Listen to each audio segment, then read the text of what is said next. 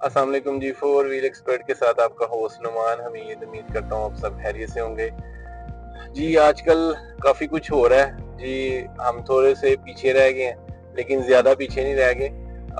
आज मैं आपको जो है ना चार न्यूज़ बताऊंगा। सबसे पहली तो पेट्रोल के रिलेटेड आपको जो है ना सबको आइडिया होगा कि 1 अप्रैल से जो है ना प्राइस पेट्रोल की बढ़ रही है।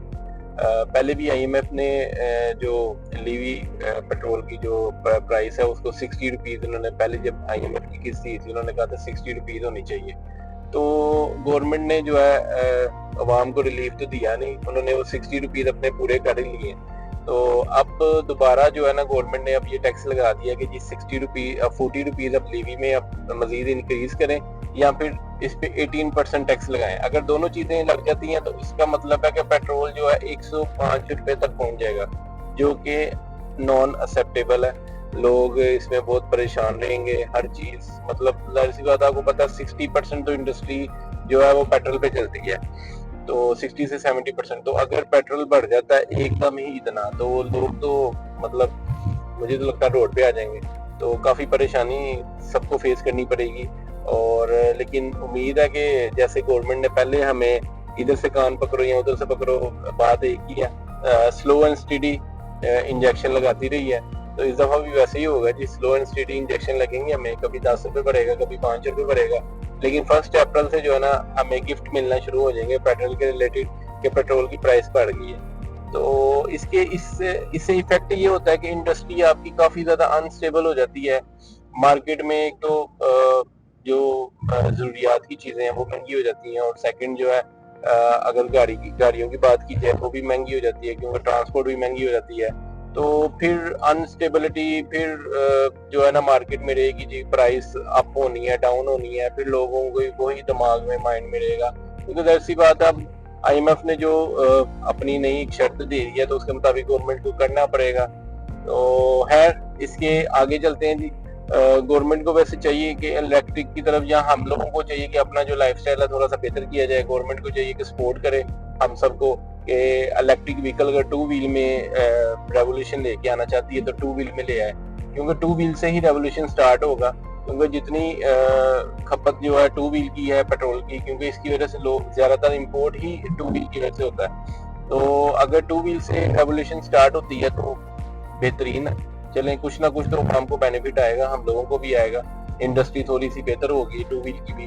तो बाकी ये है कि नेक्स्ट न्यूज़ की तरफ चलते हैं जी। मुझे आइडिया था जी, हाइब्रिड जो है ना, जो टोयोटा क्रॉस हाइब्रिड है उसका एक और नया वेरिएंट आएगा गैसोलीन के नाम से, लेकिन यह है कि उसकी डेट अनाउंस नहीं थी की गई।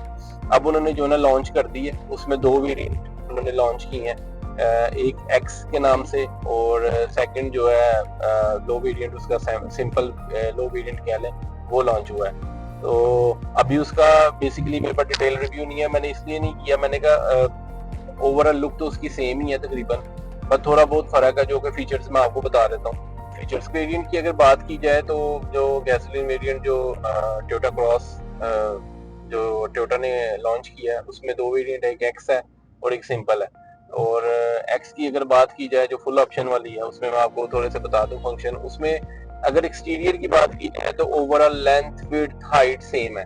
मतलब अगर मैं हाइब्रिड के साथ इसको कंपेयर करूं तो तीनों चीजें सेम है। सेकंड अगर एचईडी की बात की जाए वो भी सेम है। उसके बाद बस दो चीजें जो मुझे फर्क लगी हैं वो ये है कि ब्लाइंड स्पॉट नहीं है। साइड मिरर पे जो ब्लाइंड स्पॉट उसमें हाइब्रिड में दिया गया था वो इसमें नहीं है, गैसोलीन में नहीं है। सेकंड जो इसमें मेन फर्क है वो नो किक सेंसर है। मतलब जो बैक में आपका जो बैक टेल जो आपकी थी वो नो किक सेंसर है, उसमें आपको ऐसे ही ओपन करना पड़ेगा। मतलब वो है सेंसर ही है, लेकिन ये है कि आपको बटन के साथ ओपन करना पड़ेगा। और सेकंड जो है सेम अलॉयडिंग है। उसके बाद रूफ रेल भी दी गई है, सेम है गैसोलीन में भी और हाइब्रिड में भी। 7 इंचेस के अलॉय व्हील दिए गए हैं जो कि सिल्वर बेसिक, आपको पता ही है सिल्वर बेसिक के साथ है। पहले भी उसमें 17 इंचेस के उन्होंने अलॉय दिए थे। और पार्किंग सेंसर भी सेम है। और अगर इंटीरियर में आ जाए, इंटीरियर में अगर बात की जाए जो गैसोलीन वेरिएंट जो उन्होंने निकाला है और जो हाइब्रिड है उसमें इंटीरियर की बात की जाए तो हाइब्रिड में जो क्लस्टर उसका था वो 7 इंचेस का उसका डिजिटल दिया गया था, जबकि इसमें एनालॉग स्पीडोमीटर प्लस अगर देखा जाए तो आरपीएम जो गेज दी गई है, जो कि इंडिकेट करती है कि ये इसको जो है ना इंडिकेट प्रॉपर करती है। और सेकंड अगर इंफोटेनमेंट सिस्टम की बात की जाए तो वो सेम 9 इंचेस का है, ठीक है। और सनरूफ, मून सनरूफ जो दिया गया है, दोनों में दिया गया है, हाइब्रिड में भी है, ये एक्स में भी है। और अगर बात की जाए कलर्स की, 6 कलर्स ऑलरेडी जो है ना कंपनी क्लेम कर रही है, 6 कलर में अवेलेबल है गाड़ी। उसके बाद ड्यूल क्लाइमेट कंट्रोल है। उसके बाद अगर देखा जाए तो मतलब जो इसका इंटीरियर जो कलर है वो टेरेस रेड में दिया गया है, जो कि दोनों में है, गैसोलीन वेरिएंट में भी और हाइब्रिड वेरिएंट में भी। और अगर उसकी एयरबैग्स की बात की जाए तो टोयोटा ने इस पे कम्प्रोमाइज नहीं किया। एक्स जो गैसोलीन वेरिएंट है और हाइब्रिड वेरिएंट में दोनों में 7 एयरबैग्स दिए। उसकी लो वेरिएंट की बात की जाए, लो वेरिएंट में उसकी लेदर जो रैप दिया गया है ना स्टीयरिंग के ऊपर, वो नहीं है। और अगर बात की जाए उसकी सीटों की तो वो फैब्रिक सीट्स हैं, और सनरूफ नहीं है, रूफ रेल नहीं है। और उसके बाद ड्यूल क्लाइमेट कंट्रोल नहीं है, उसमें सिंगल क्लाइमेट कंट्रोल दिया गया है। और अगर बात की जाए इंजन की तो अगर जो है एक्स वेरिएंट, जो इसका मतलब एक्स और बेस वेरिएंट दोनों में जो इंजन दिया गया है 2ZR FE इंजन दिया गया है, जिसकी अगर बात की जाए उसकी हॉर्स पावर की तो 138 हॉर्स पावर है और 172 जो है ना टार्क पावर प्रोड्यूस करती है। अगर इसकी हाइब्रिड की बात की जाए, जो हाइब्रिड वेरिएंट इनका था, उसमें 2ZR FXC इंजन दिया गया है, जिसमें हॉर्स पावर जो थी 168 और टार्क पावर 190 के पास प्रोड्यूस। अच्छा, अगर कोई देखा जाए कोई इतना कोई खास चेंज नहीं है, कोई मतलब दोनों में देखा जाए वेरिएंट में, बस ये है कि वो हाइब्रिड है और वो सिंपल गैसोलीन की दे दी गई है। अगर क्लेम किया जाए इसकी फ्यूल एवरेज जो है टोयोटा क्लेम करती है इसकी तकरीबन वही गारंटी की तरह 15-16 तक गारंटी की तरह जो है ना इसको टोयोटा जो है ना वो क्लेम करती है। और अगर इसकी प्राइस ब्रैकेट की बात की जाए तो जो एक्स वेरिएंट है वो तकरीबन 8.8 मिलियन के अराउंड है, तकरीबन 8.9 मिलियन आ जाता है जो फुल ऑप्शन वाला है। अगर बेस वेरिएंट की बात की जाए तकरीबन 8.2 मिलियन के पास होता है। अगर यही हाइब्रिड की बात की जाए वो तकरीबन 98 का फुल ऑप्शन वाला बनता है और 9.3 मिलियन का जो है ना उसका बेस वेरिएंट बनता है। तकरीबन 9 से 10 लाख का फर्क है। और अगर आप मुझे कमेंट सेक्शन में बताएं अगर इसका डिटेल रिव्यू अगर आपको चाहिए तो वो भी मैं बना दूंगा, लेकिन मेरे ख्याल से डिटेल रिव्यू बनाने की ऐसा जरूरत नहीं है, क्योंकि दोनों की सेम है, बस थोड़े से फंक्शन में फर्क है। और वो हाइब्रिड है, वो नॉन हाइब्रिड है, वो गैसोलीन है, और तकरीबन बाकी चीजें सेम है थोड़ा सा। जी, अगर थर्ड न्यूज की बात करें, पहली न्यूज मैंने आपको पेट्रोल के रिलेटेड बताई, सेकंड मैंने आपको ये हाइब्रिड, ये जो टोयोटा क्रॉस है इसके बारे में बताई। थर्ड न्यूज जो है हैवल जूलियन हाइब्रिड जो कि लॉन्च होगी है पाकिस्तान में, और इसका इंशाल्लाह डिटेल रिव्यू बनाएंगे, क्योंकि जूलियन का मेरा कोई रिव्यू नहीं है। मैंने आपको HEV H6 जिसमें आपने मुझे बहुत ज़्यादा प्यार दिया उसका मैंने डिटेल रिव्यू बनाया है। इस पे इंशाल्लाह एक्सपर्ट रिव्यू बनाऊंगा अभी नेक्स्ट वीक में इंशाल्लाह। इससे पहले आपको जो है ना इसका रिव्यू मैं अपलोड कर दूंगा।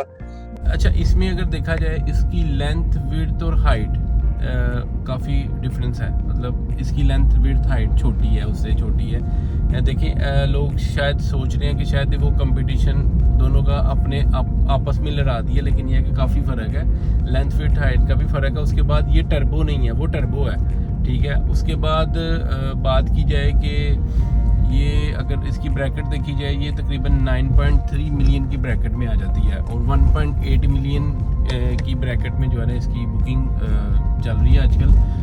2 to 3 मंथ्स के अंदर जो है ना ये जो है ना बुकिंग का टाइम चल रहा है। साजगर कंपनी आजकल काफ़ी प्रोएक्टिव अप्रोच के साथ चल रही है, जिसकी वजह से इन्होंने हाइब्रिड पहले HEV में काफ़ी ज़्यादा बूस्ट की है मार्केट में, और अब जो है ना जूलियन लेके आ गए हैं। अच्छा, इनका अगर कंपेटिटर देखा जाए तो जूलियन हाइब्रिड का कंपेटिटर टोयोटा क्रॉस भी आ जाता है, और स्पोर्टेज है, और उसके बाद क्या कहते हैं ट्यूसन है, और बाकी तो मेरा नहीं ख्याल कोई शाज़ो नाज़र ब्रांड होंगे जैसे चेरी वगैरह, वो लोग इतना नहीं यूज़ टू है उसके बारे में, लेकिन यह है कि ये इनके कंपेटिटर्स हैं। तो बाकी देखिए मार्केट प्लेयर कौन मेन बनता है अब दोबारा से, जैसे मार्केट चल रही है, अनस्टेबिलिटी है, तो आगे होप फॉर द बेस्ट।